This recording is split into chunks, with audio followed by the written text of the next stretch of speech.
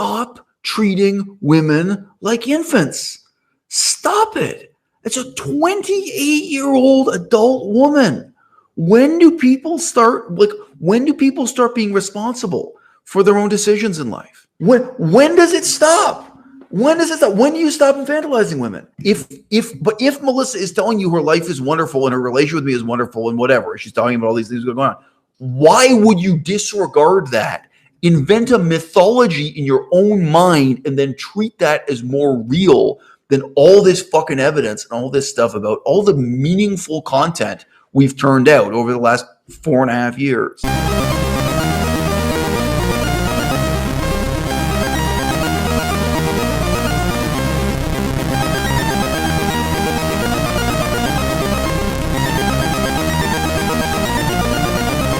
I started this video by asking, when did you learn this stuff? When did you have to face up to the reality of what human nature is, or what the majority of your fellow human beings are really like? But would it be an exaggeration to say that for you, Melissa, facing up to that, facing up to just how stupid people are, facing up to just how mean-spirited people are, facing up to how unwilling people are to be reasonable or rational, even when you make the effort to be reasonable and rational and honest with them, I think, would it be an exaggeration to say that you had that experience when you came on my YouTube channel? Hit it. Yeah. So one experience that I had was with somebody that I knew from college who had written to me in a completely unreasonable way. Oh, yeah. And another friend who was my roommate. And yeah, having that experience of like somebody who even knew me formerly. I think you should tell the story. I mean, obviously you can anonymize it or whatever, but I mean, I think, correct me if I'm wrong, but why don't you just sum up this? Sure. So yeah, it's relevent because it is very real. It's very similar to Fandar. The first response that I can remember here came when we uploaded these videos talking about our relationship that Fandar has made videos responding to, like, break up with Isel, or Isel shouldn't be in a relationship. This video, he takes this clip of me breaking down weeping, talking about how much I love Isel.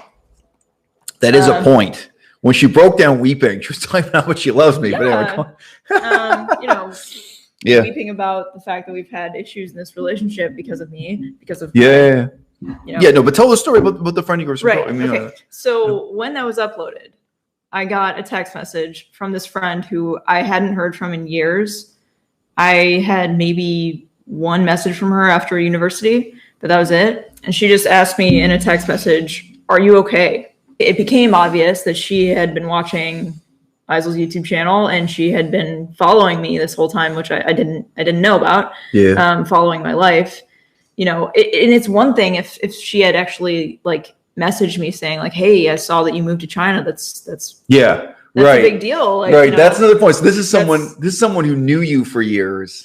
And then they just silently watch as you do a whole bunch of really interesting things in your life, including moving to China and starting a new job and going to baking school. Like you went through a whole bunch of things without ever saying one word to you. And then, here's my chance to judge you. Here's my chance to denigrate you and snub you about something in your personal life that they know nothing about. Like, I'm going to denigrate. Yeah. Now I'm going to write to you. And the funny thing was too, I know it's kind of unrelated, but she was vegetarian, and she, as far as I know, is still vegetarian. So she might be interested just in talking about like, well, wow, you went vegan, like after you graduated from college, after I knew you became vegan, right? Like maybe there would be some discussion of this, since this both matters to us. But no, she just, was indicating to me that she's concerned about my well-being because she thinks I'm in a bad relationship. And I think you're underselling it. Okay. I mean, you just said the conversation became hostile.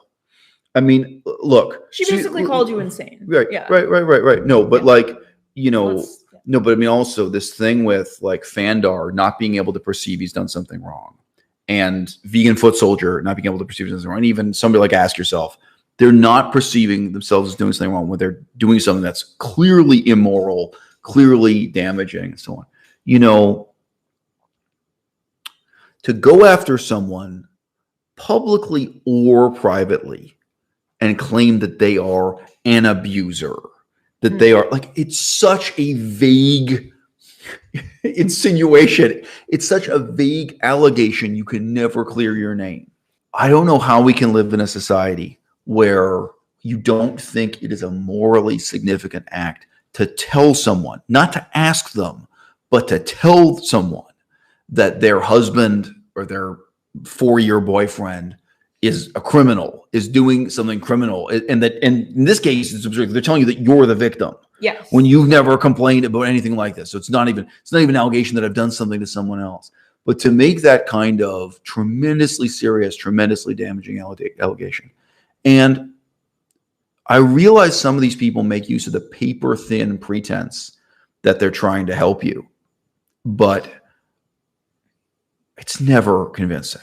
I mean, it's always obvious within 5 seconds or within 2 sentences that their real agenda is this combination of self-righteous stupidity and malice. You know, I'm sorry, because I remember the messages. I mean, she was trying to hurt you. She's not trying to help you. Like, it's taken a lot of, I know I talk about personal growth, but like, I don't know what else to say. Like to a lot of growing up, a lot of like realizing that, you know, I have to stand up for myself.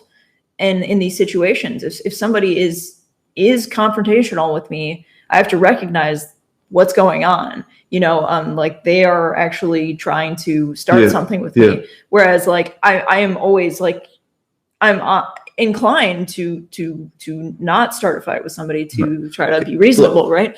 So you know, in this situation, like you're right, she was I don't know, trying to hurt you. I mean, whether or not she did hurt my feelings. And I know, I distinctly remember this feeling, like of just like this chill through my body, this like sinking in the pit of my stomach, like I'm in trouble, like they're calling me out on something, you know, like that to me is what I've been like struggling with when I was to becoming an adult, somebody who's defending myself or like, you know, standing up for myself, is just realizing like, oh, this is a moment where I need to like stand up for myself. And most of the time it's just like, I just have trouble with this. Well, that's it. The comments, Creative Renewal says, I'm really sorry that the discussion is based on actual experiences with an invasive audience, but this is such an important conversation for viewers and creators. Thanks. If you know anyone to share the link with, share it, and the video will be up permanently. You know, I'm just saying, you don't have to watch it while it's happening. I'm glad you see some value. But look, you know, I'll come back to my major leitmotif in this video. So, you know, that was one woman you were roommates with in college. They weren't really close friends, but they're familiar. Okay. Yeah. But part of the confrontation there is realizing how stupid she is, how mean-spirited she is, and how willing she is to hurt you when she has nothing to gain. Okay? Yeah. When people are fighting to see who can get off a sinking ship, I get it. You know, I mean, when people are fighting to get the last ticket so they can be the one who gets on the ship, you know, I get it. Like, there are people who fight. If we're all working together in real estate and we're being mean to each other because we're competing to see who can buy and sell certain houses, I get it. But dude, like, to me, the darkest thing about that of all is that woman had nothing to gain, you know, except making herself feel better by hurting you. And she may not be aware that that's what she's doing. You know, Now another point. So, babe, this does what you. It's going to seem like I'm talking about myself, but I'm actually talking about her YouTube channel also. This comes up with Fandar, but comes up with, again, Vegan Foot Soldier is a great example too. Who are like, I say to these people, how is it possible that you have ignored so many meaningful and substantive topics on my YouTube channel? Now, Melissa doesn't have as many videos as I do, but it's still an issue. It's still a question, right? How is it possible that you've ignored a mountain of things that are worth talking about, or even worth disputing, maybe even worth us having a confrontation about, just to pick this one thing that has to do with my sex life? You know what? I'm just honest with you, like, so I can say to Fandar, like, and he never answers this, you know, why is it you've never talked to me about doing humanitarian work? Whether in Cambodia or Laos or Syria or Afghanistan, do you have no interest in that? Do you have nothing humanitarian in you? I talk about that a lot. Why is it you've never talked to me about reading Aristotle and Thucydides and building up some kind of deep appreciation for classical Greek, you know, political philosophy? Why is it you've never talked to me about the history of the American constitutional and legal tradition? That's something I've read a lot about because a large part of my book, I'm writing a book really the last 5 chapters or something are all about the American Constitution. It's a lot of philosophizing about constitutional law. But like with this chick, this woman you knew in college who's sending you hate mail with this shit, I can ask all the same questions, but it's even worse because she knows you in real life, face to face. So, Melissa made a huge decision in her life to start learning Chinese, and she made a decision to go to Athens. Like, just, it could be anything. Like, okay, gee, wasn't it interesting going to Athens, Greece, and seeing the ancient ruins where people like Socrates used to walk? You know what I mean? Nope. No interest, no curiosity. And also there are things you've said that are, edgy or provocative or extreme. You've had, opinions on different issues. No. It's just, I'm saying they may not be conscious of it. It's just, here's my chance to hurt you. Like, sorry. I don't know if you want to talk. Go. Okay. I think that's part of it. I'm just saying it's not just that they're abusive and trying to hurt you on this issue. It's that they're silent about every other issue. Right. Yeah. Some of which you may be wrong about. Like maybe you deserve criticism about your views on Afghanistan. But like that was that was probably what I was saying. Like I've experienced this also with other people that they haven't even reached out to me on the most the easiest way to reach out to somebody is on the internet. Like if you're already friends with them on Facebook, or if you're following each other on Instagram, like they didn't message me. We were on a group together that was like specifically for the people that we knew each other in college, right. This Facebook group. Right. So like, she knew me, but she didn't try to keep in touch with me at all. So yeah. And one thing that I wanted to say in response to what you were talking about, this making it seem like they're trying to help you. Yes. I've really had to see through. Like, no, this is not what's happening.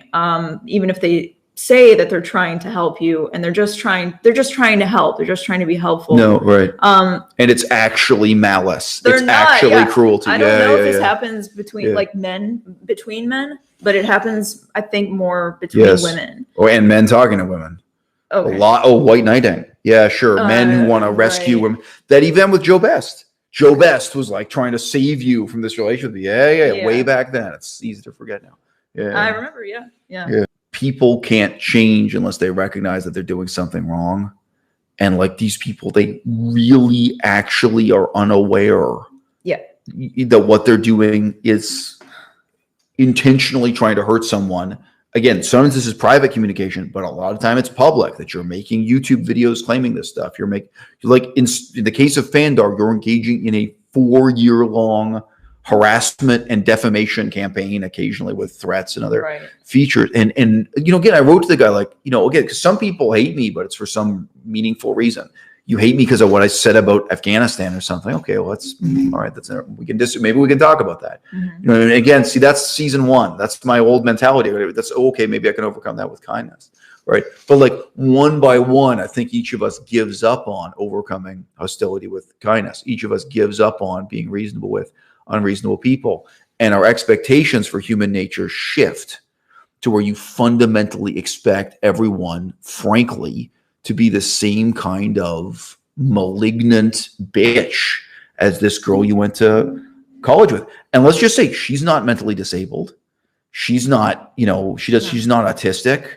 She's not, you know what I mean? Like in many ways, she's a normal person. And that's what's terrifying to me, is that this is normal. When you get to know these people, this is the new normal.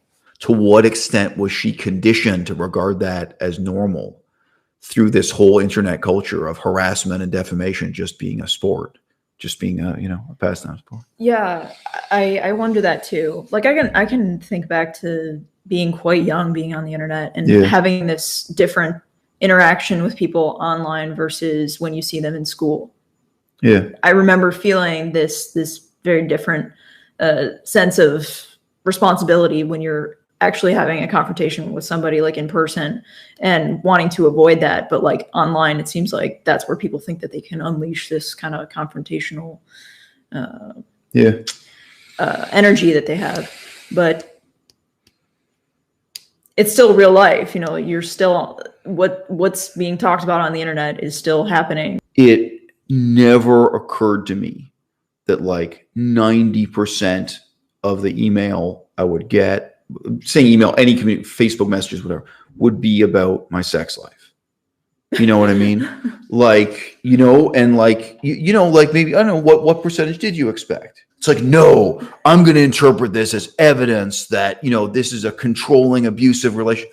And guys, like, I wish I could tell you that's like counterbalanced by meaningful criticism of any kind.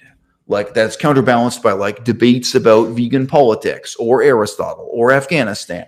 Yeah. But it isn't. Like what being on the internet like this shows you is that those stupid, malicious people, they are the vast majority. You know, I played a lot of video games growing up, so I I know this very well, that people have online interactions that are extremely hostile on my you know, headphones, headsets, microphone sets.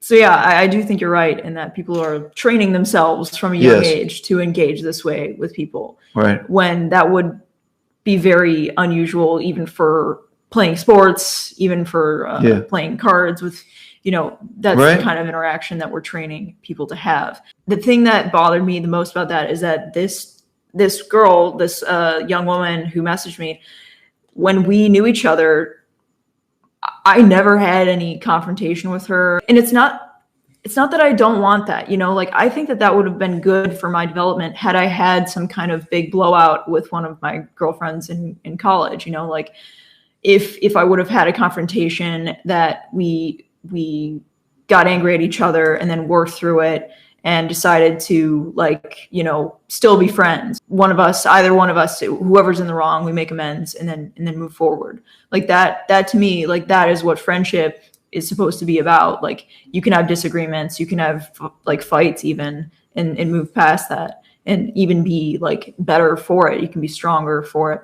But I didn't even have that. Like the relationships that I had with those friends, like they were so surface level that I didn't, you know, she wouldn't have said that stuff to my face. It was like only through messaging that they're able to do that. That's what you're training with maybe not just video games, but like online chat forums. Right. So more generally, there's also this thing of treating people as disposable and easily replaceable, and that your actions and what you say have no long-term consequences. You know, That was another thing I was thinking of too. Well, like so this woman who's known you since you were in college together. Yeah. So what do you think happens next? Like you say this to me now. What do you think happens next? What do you think happens in the next 10 years? Because this has consequences forever. Yeah. Like, Oh yeah. And again, it's not like it's a meaningful relationship, but it's a relationship. It's someone you've known. It's someone you could still know, you know, forever. Sure. Yeah. Well, after this too, there was another roommate who messaged me when I talked about pet ownership. Yeah. She said this was the most insane, dangerous concept she'd ever heard, and that I've been brainwashed and, you know, all this horrible stuff. That was a similar situation, but her response at the very end of the whole confrontation was to say, "Thank you, next." Like, you know, like totally treating me as completely disposable. Like all those years I knew you were nothing. Like I was just some stranger to you the whole time. I really admire that you want to reach out to people and that you did have this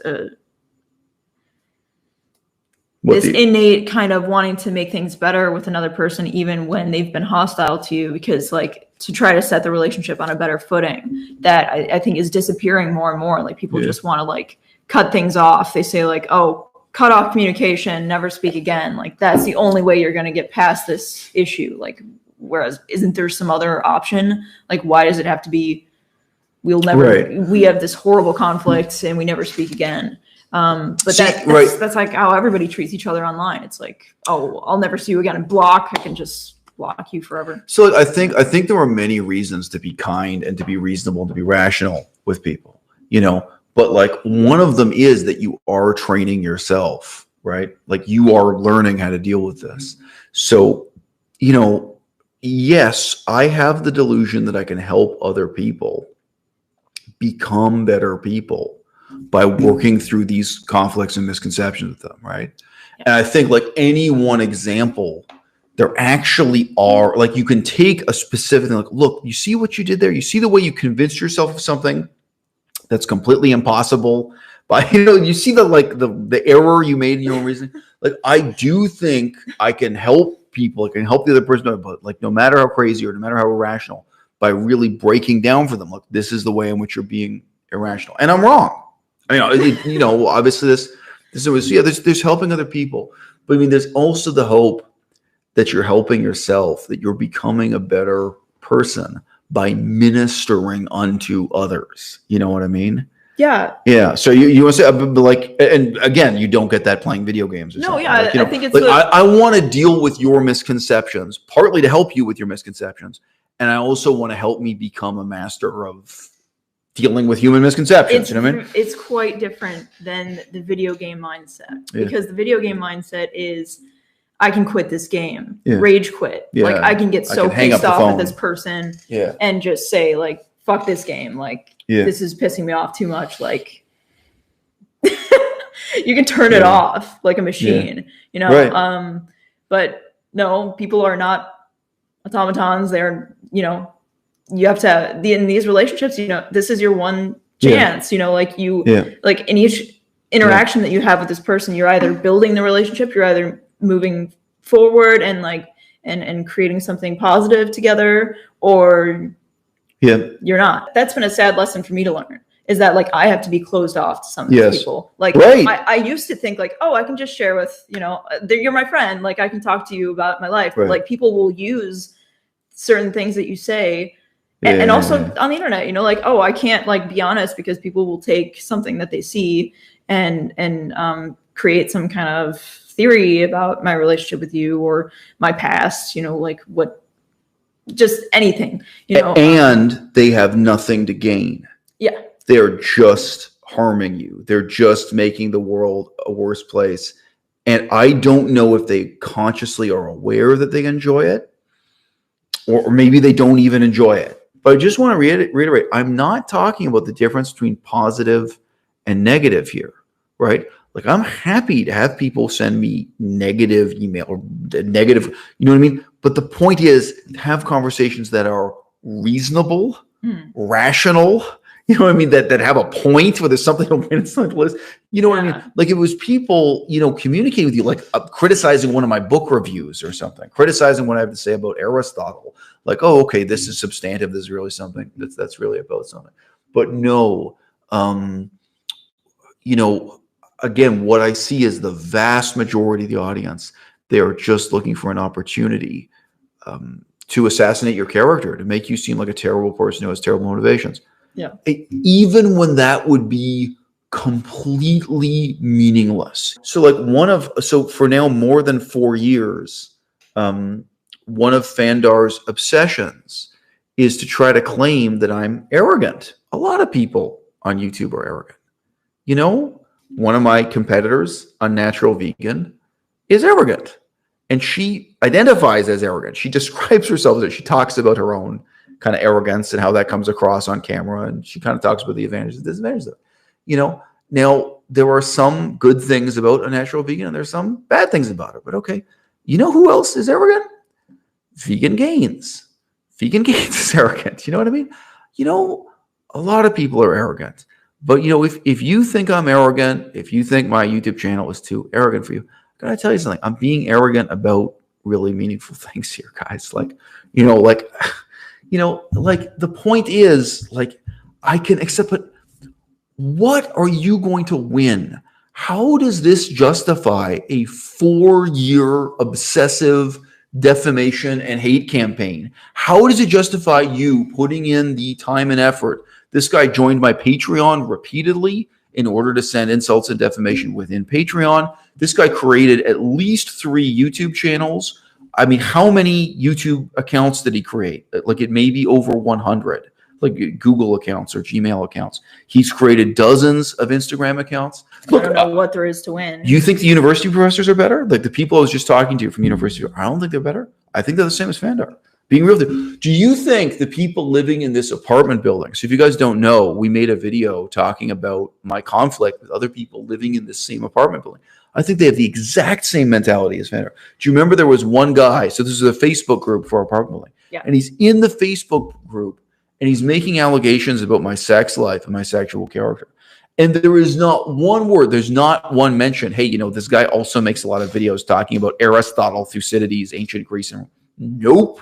There's no mention of like, oh, this guy actually cares a lot about politics and history and, you know, what I mean? Yeah. Like, no, it's exactly the same pattern we talked about with the friend. So this is someone who lives, I don't even know if I've met him face to face or not. Legitimately to this day, I do not know if I met the guy face to face. But this is someone who built it up in their own mind that they were going to publicly denounce me to the other people who are in the same gym with me and in the same hallways with me and go to the same mailbox with me. That you are going to denounce me and defame me on this level, on the basis of things you have made up about my sex life and that you've trolled around the internet and found evidence for on Reddit. You know what I mean? Like, oh, just look on Reddit and see what that's like. You know, and I'm right here. You're talking like and like no matter how honest we are. And by the way, I did the same thing. That's a great example. I did the overcoming, trying to overcome hostility with kindness. Yeah. You know, trying to overcome cruelty with kindness. I was kind, and I wrote back to all those people again and again, saying the kindest and most positive things, saying, "Look, if you want to talk to me, you can talk. Like, if this is your, you know, whatever he's gonna say, but like, look, I'm here for it. But like, you know, well, yeah. So I'm just saying, all those people are like Fandor in real life. Like, that's the fucked up thing. We have more people in the audience saying they think Fandor is insane, of course, and a lot of people think he's mentally disturbed, but mentally retarded or whatever. But like, you're mentally disabled. But I'm telling you, what if the internet is showing us the extent to which that's normal? And unfortunately, people who have the self-discipline and motivation to be reasonable are in this tiny minority.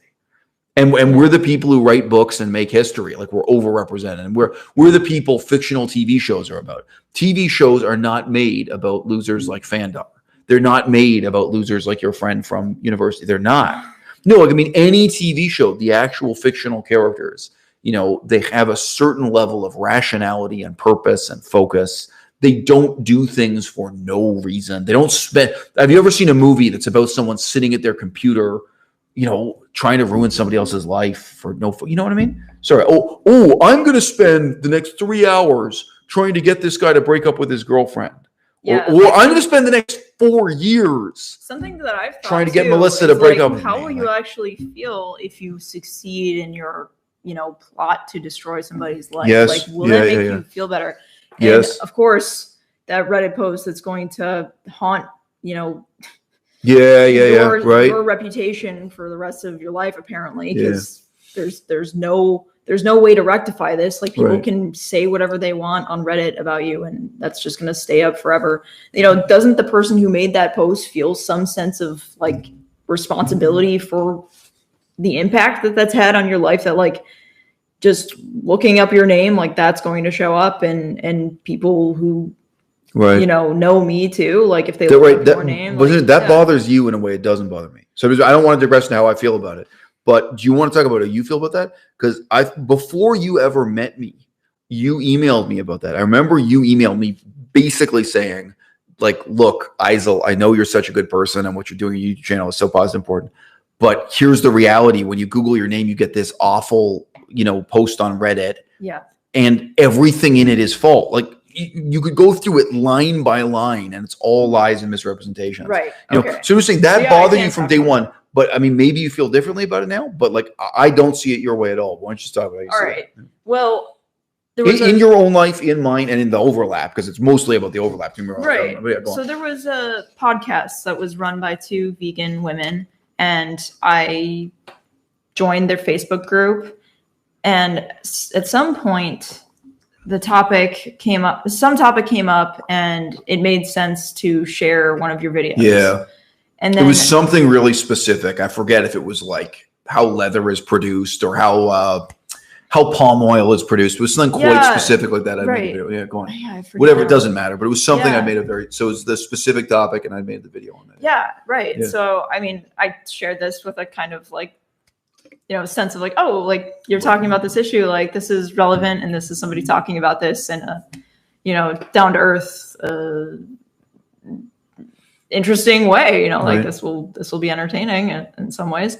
And just, it was sad for me to see the responses that, you know, just saying like, oh, that guy, I think, he's a creep, or like, and Right. I was like, oh, why? And they're like, oh, I just Googled his name, and like, this is the kind of thing that comes up. Right. And I was like, and more stuff about the Durian Rider thing. Like, I felt like, oh, well, no, if you actually listen to those videos, like, you'll know what happened in that case, and that, like, the situation is not what you're thinking. And she was just like, and I was like sharing some links, and she was like, oh, I don't have time for that. Like, right. I would go crazy if I tried to watch all those videos. Okay, so you don't have time to like watch these videos, but you do have time to like pass judgment and like spread that. I'm just gonna defame this guy publicly. Yeah. Right. God, I hate that term too. Like, what does it even mean? Like, anyway, defame or what? No, creep. Oh, creep. Oh, sorry. just saying. Oh, he's a creep. Yeah. Yeah. I have definite knowledge. These are creep. Yeah. Wait, how do you feel with it? How do you see that now? Oh, okay. Because I mean, no, it's still part of. No, that was then, but now 4.5 years later. Now I think it's in a way it has kind of been. I'm not coming up with the words right now, but like it's a kind of like threshold for what people are willing. Like I don't want to say that it's a way for me to gauge somebody's intelligence. Like if they can actually read into this and see like, wow, this is stupid. And like, this is not, these allegations are, clearly just made out of thin air. Like there's nothing to them. Okay. If they can look past that and see like the value in Eisel's like content, what he produces on the internet, and like what he's actually done with his life, and like the value in all of his history, which again, people aren't talking about. Like this, it's not about it's ignoring everything else. Everything about my life, everything else about my life in general, and everything else even about our relationship, like what we're doing or whatever, like what makes the relationship work. It's not about whether you see that in terms of us.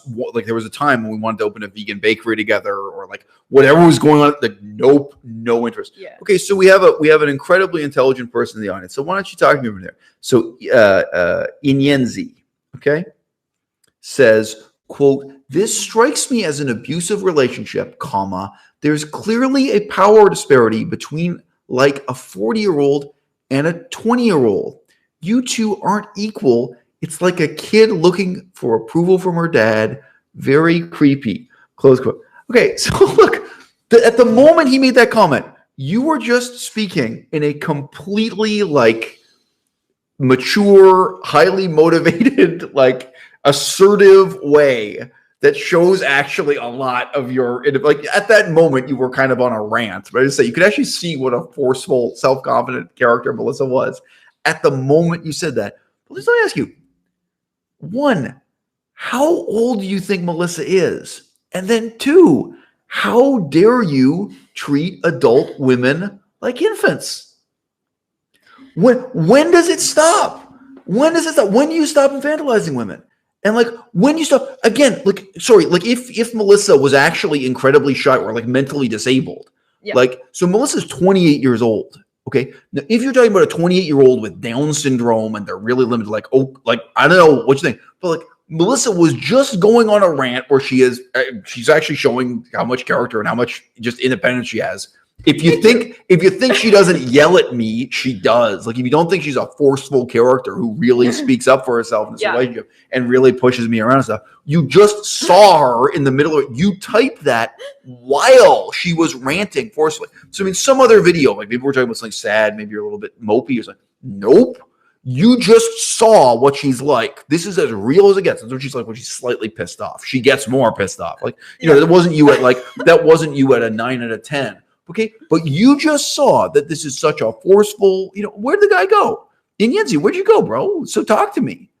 Like, and even this comment saying that you're looking for approval, that wasn't true at all. It's not true of anything you've said in this whole discussion. Like this characterization of you. So, and again, all these other issues come up, even packed in within this comment in miniature. Like, stop. Okay. So I have a whole playlist called this. Stop treating women like infants.